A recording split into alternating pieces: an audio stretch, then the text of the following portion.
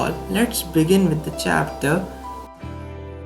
So let's talk about electricity. So first, the term came is positive charges, negative charges. They both are types of charges, and two things are to be known about this. It is opposite charge attract each other. For example, positive charge attract negative charge.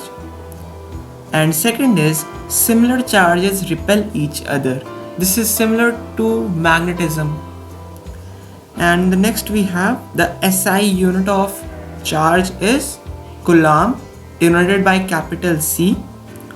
Positively charged particles are called protons and negatively charged particles are called electrons. These things are to be noted. And one more very much important thing, a proton possesses a positive charge of 1.6 into 10 to the power minus 19 Coulomb. And second point, an electron possesses a negative charge of 1.6 into 10 to the power minus 19 Coulomb. Means electron and proton both have the same charge in them. Now, how many electrons are there in 1 Coulomb of charge? So your answer is very simple. It is 6.25 into 10 to the power 80 electrons in 1 Coulomb. And there is one extra thing I would like to tell. The presence of free electrons in a substance makes it a conductor of electricity. So this will be the reason why a substance is conductor or non-conductor. On this basis it is considered as. So let's come to classification of electricity. Electricity can be classified into two types. First is static electricity, second is current electricity. So first, static electricity. In static electricity, the electric charge remains at rest or they do not move. For example, charge acquired by a glass rod rubbed with a silk cloth. And another example if you will take, then it will be charge acquired by a ebonite rod. Ebonite is a kind of rod rubbed with woolen cloth.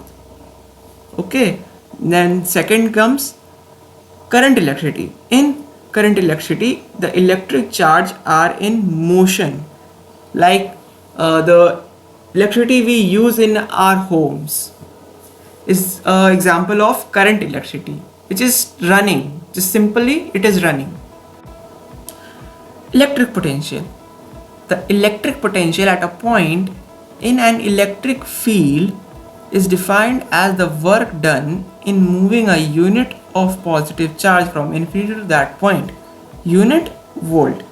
So what is 1 volt of electric potential? A potential of 1 volt at a point in an electric field means that 1 joule of work is done in moving 1 coulomb of positive charge from infinity to that point. Similarly, what is potential difference? The potential difference between 2 points is in an electric field or electric circuit is defined the amount of work done in moving a unit of positive charge to other point. So here we have a formula for it. Potential difference is equals to work done upon the quantity of charge moved. V is equals to W by Q. If you want to write it in code, you can write it in code, but it will be better if you define these values. The potential difference is measured by a device called voltmeter. It is thing to be noted. It is voltmeter. And here we are. And if we can note this, the first thing to be noted, the voltmeter is always connected in parallel across 2 points where potential difference is to be measured. Means you have to connect it in parallel combinations if you want to measure the potential difference. Second thing, a voltmeter has high resistance so that it takes negligible current from the circuit. Means a voltmeter has high resistance, means it has high resistivity to current. To take it That's why it takes a negligible current. So resistivity will be high, then automatically the current will be negligible amount.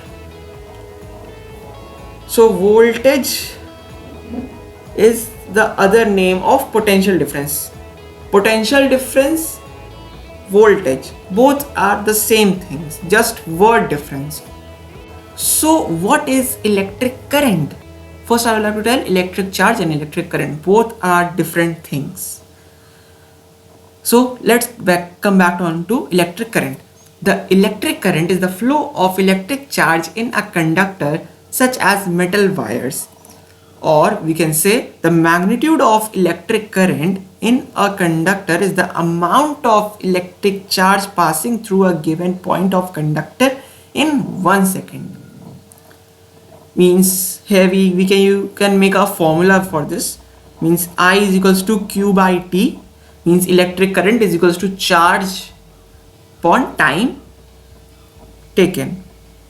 SI unit for electric current is ampere, denoted by capital A. And one more thing we have, 1 milliampere is equals to 1 upon 1000 ampere, or we can say 1 ampere is equals to 10 to the power minus 3 ampere. Now let's talk about by what device it is measured. Electric current is measured by an instrument called ammeter. An ammeter should have very low resistance. The ammeter is always connected in series with the circuit in which the current is to be measured. So we are here on to the direction of electric current. The conventional direction of electric current is from positive terminal of the cell or a battery to the negative terminal through the outer circuit. Note something to be noted here. The flow of electron is from negative terminal to positive terminal of a cell.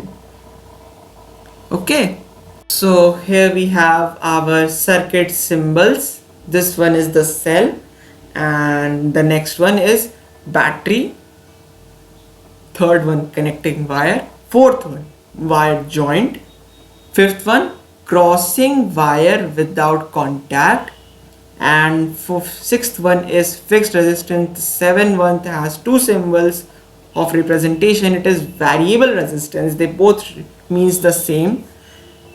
And eighth one is ammeter, ninth one is voltmeter, 10th one is galvanometer, ninth one is an open switch, 12th one is an closed switch, and our 13th symbol is electric lamp or electric bulb. Actually they both are the same. So let's come on to circuit diagrams.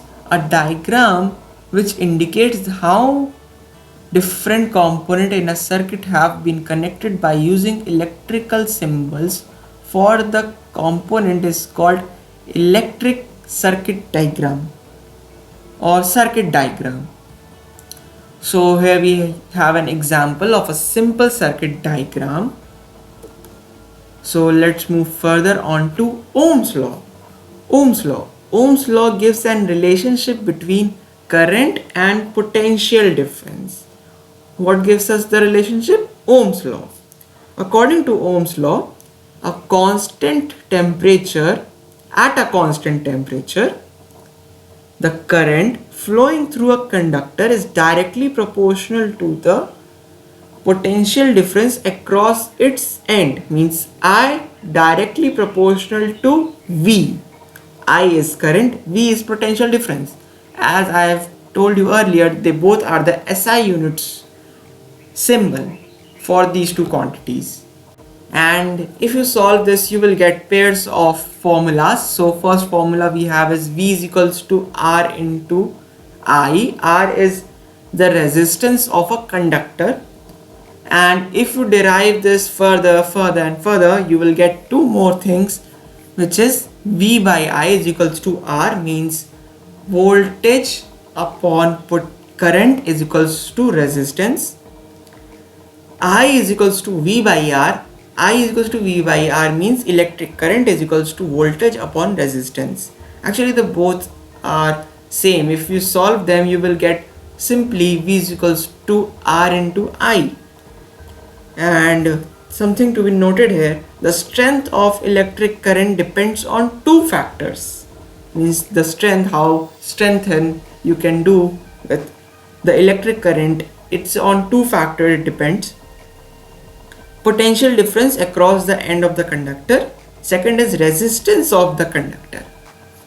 Now let's get on to resistance of a conductor. The property of a conductor due to which it opposes the flow of current through it is called resistance. It means that everything has a property, every conductor has a property that it can resist the flow of current, and resistance is equals to potential difference upon current, I told you earlier. So thing to be noted again, the resistance of a conductor depends on the length, thickness, nature of the material and temperature of the conductor. So on these factors, these four factors, length, thickness, nature and material, the temperature of conductor, the resistance depends upon. The SI unit of resistance is ohms. Symbol is omega. So what is 1 ohm of resistance? It is the resistance of a conductor such that when a potential difference of 1 volt is applied to its end, a current of 1 ampere flows through it. Now we have a new topic, good conductors, insulator, resistors. So first is good conductor. Those substances which have a very low electrical resistance are good conductor. For example, silver, copper, aluminium. These all three elements can be used as in making wire. And second is insulator. Those who have very high resistance and very negligible amount of current flows through them are called insulators. And resistor, those substances which have high electrical resistance but not more than the insulator are called resistors. For example, nichrome wire is a very good resistor. That's why it is used in making heating appliances like heater, ovens, press and etc. So we have an add-on to the topic, quick effects of resistance or factors affecting the resistance of a conductor. So effect of length is resistance is directly proportional to L, means resistance, as the resistance increases the length will also increase, or vice versa. Effect of area of cross section of the conductor. Resistivity is inversely proportional to area, means as the area increases the resistance decreases. Effect of nature of material. So nature of material is the most important factor, one of the most important factor. Copper is a good conductor, nichrome wire is a resistor. So this is the effect of conductors or the nature of material, you can say. Effects of temperature.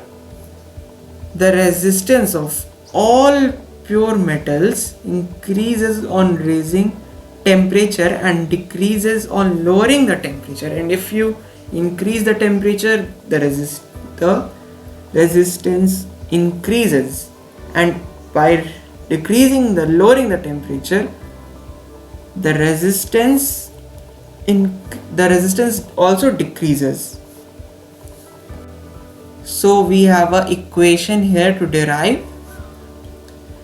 We know that R is directly proportional to length and R is inversely proportional to area. So if we combine them we get R is equals to rho. Rho is a constant, and if you remove the proportionality sign, rho, the constant will be added and the result you will get is R is equals to rho into L whole by A. So resistivity is also known as specific resistance, not variable, it is specific resistance. SI unit of resistivity is ohm meter, means omega m. So combination of resistance or combination of resistors. So resistance can be combined in two ways. First is in series and second one is in parallel. So series you will connect like this, as you can see the image on your screens. And when two or more resistors are connected between the same points, they are said to be connected in parallel. So parallel, you can see the diagram on your screens. Again, we have a derivation over here to calculate the total resistance. So to derive R is equals to R1 plus R2, means the resistance of the first resistor and the resistance of the second resistor or more is equals to the whole resistance of the circuit. So first we take V is equals to V1 plus V2 and V upon current, means V upon I is equals to R. These two we know that. So V1 is equals to I into R1 and V2 is equals to I into R2. So V1 plus V2 is equals to I into R1 plus I into R2. So again V is equals to R1 plus V by I is equals to R1 plus R2. So V by I, that means resistance, is equals to R1 plus R2. So this is all the derivation. Now we are going to talk about disadvantages of series circuit for domestic wiring. So what will be the disadvantages if you connect your appliances in series?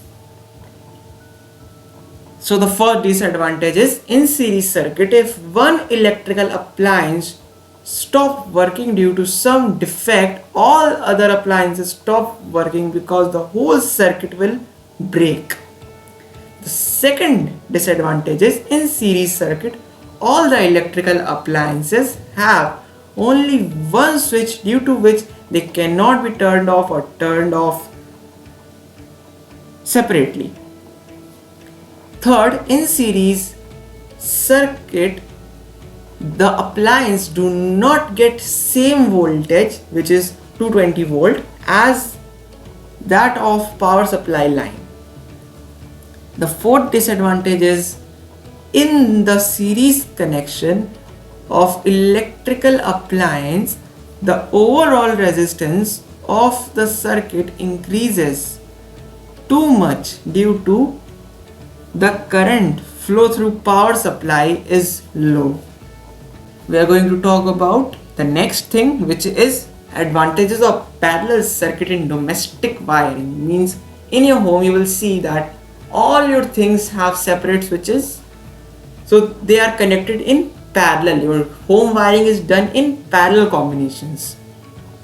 So the first advantage of parallel domestic wiring is in parallel circuits, if one electrical appliance stops working due to some defects, all other appliances kept on working normally, means they won't be affected by this default. In parallel circuit, each electrical appliance has its own switch due to which they can be turned on and turned off separately, and they are independent. They will not affect any other appliance. In parallel circuit, each electrical appliance gets the same voltage. The fourth advantage we have is in parallel connection of electric appliance, the overall resistance of the household circuit is reduced, due to which the current flow from the power supply is high. Now we come to electric power. Electric power is the electrical work done per unit times. Means power is equals to work done upon time taken. P is equals to W by T. You all know that. So unit is joule per second, and 1 kilowatt of power is equals to 1000 watt.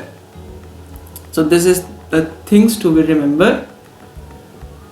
Electric power is the rate at which electrical energy is consumed. Now 1 watt of power. When an electrical appliance consumes electrical energy at the rate of 1 joule per second, its power is said to be 1 watt. Now formula for calculating the electric power. So how we are going to calculate it? So we know that P is equals to W by T, means power is equals to work done upon per time taken, and we also know that W is equals to V into I into T, voltage into current into time. So P is equals to, if we keep the value of W, then P is equals to V into I into T upon T. T gets cancelled out and we get the result P is equals to V into I. Some other formula for calculating electric power. So power P in terms of I and R we are going to calculate. So P is equals to V into I. So V is equals to I into R. Since V by I is equals to R. From this thing we can also derive P is equals to I into R into I. So P is equals to I square R. We have an important formula for calculating electrical energy.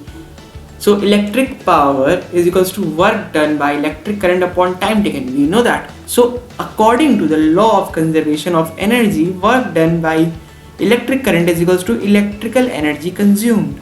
So power is equals to electrical energy upon time taken.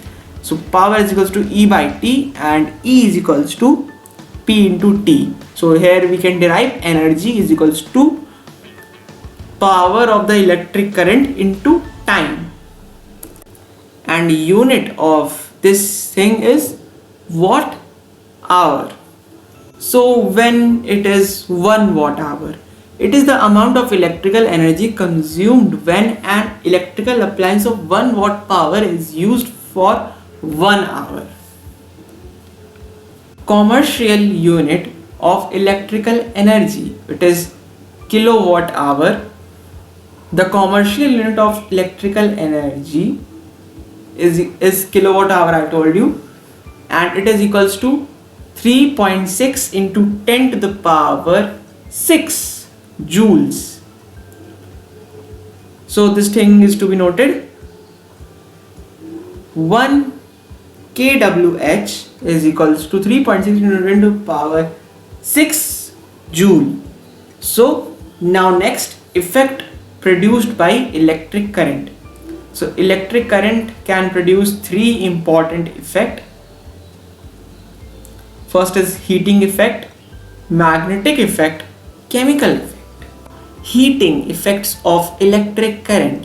When an electric current is passed through a high resistant wire like nichrome wire, the resistance wire becomes very hot and produces heat. This is called heating effect of electric current. And that's all for today. So I hope you enjoyed the video, and tell me how was the video in the comment section. Thank you and Jai Hind. Have a nice day.